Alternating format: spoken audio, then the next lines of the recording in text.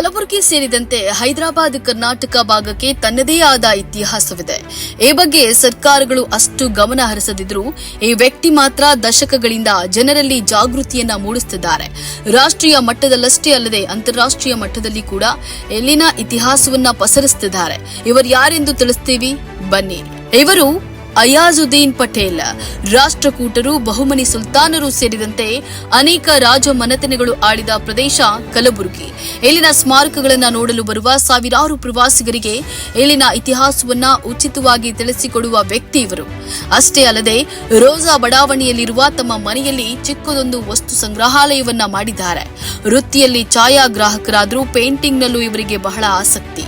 ಪ್ರಪಂಚದ 30ಕ್ಕೂ ಹೆಚ್ಚಿನ ರಾಷ್ಟ್ರಗಳಿಗೆ ತೆರಳಿ ನಮ್ಮ ದೇಶದ ಇತಿಹಾಸವನ್ನ ಪ್ರಚಾರ ಮಾಡಿದ ಹೆಗ್ಗಳಿಕೆ ಇವರದ್ದು.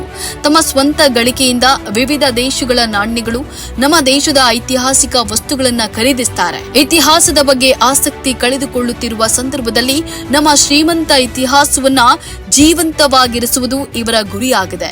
ದಿ ಐಡಿಯಲ್ ಫೈನ್ ಆರ್ಟ್ಸ್ ಸಂಸ್ಥೆಯಲ್ಲಿ ಪದವಿ ಪಡೆದಿರುವ ಇವರು 2017ರಲ್ಲಿ ಗ್ರೀಸ್ ಕುಸೋವೋ ಬಾಲ್ಕನ್ ಪ್ರದೇಶದಲ್ಲಿ ನಡೆದ 5ನೇ ಅಂತಾರಾಷ್ಟ್ರೀಯ ಸಾಂಸ್ಕೃತಿಕ ಕಲಾತ್ಮಕ ಸಮಾರಂಭದಲ್ಲಿ ಭಾಗವಹಿಸಿದ್ರು.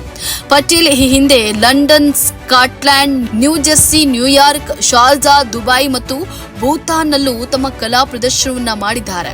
ಇವರು ರಾಷ್ಟ್ರೀಯ ಲಲಿತಾ ಕಲಾ ಅಕಾಡೆಮಿ ಪ್ರಶಸ್ತಿ, ಕರ್ನಾಟಕ ಲಲಿತಾ ಕಲಾ ಅಕಾಡೆಮಿ ಫೆಲೋಶಿಪ್, ದೃಶ್ಯಭೂಷಣ ಪ್ರಶಸ್ತಿ ಸಹಿತ ಹಲವಾರು ರಾಷ್ಟ್ರೀಯ ಹಾಗೂ ಅಂತಾರಾಷ್ಟ್ರೀಯ ಪ್ರಶಸ್ತಿಗಳಿಗೆ ಭಾಜನರಾಗಿದ್ದಾರೆ. ಇಂತಹ ಅದ್ಭುತ ಕಲಾವಿದರಿಗೆ ಕನ್ನಡ ಮುಸ್ಲಿಂ ಒಕ್ಕೂಟವು ಹಾರ್ದಿಕವಾಗಿ ಅಭಿನಂದಿಸುತ್ತದೆ.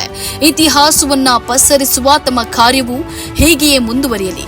ತಮ್ಮ ಪ್ರತಿಭೆಯಿಂದ ಇನ್ನಷ್ಟು ಕೀರ್ತಿ ತಮಗೆ ದೊರೆಯಲಿ ಎಂದು ನಾವು ಹಾರೈಸುತ್ತೇವೆ.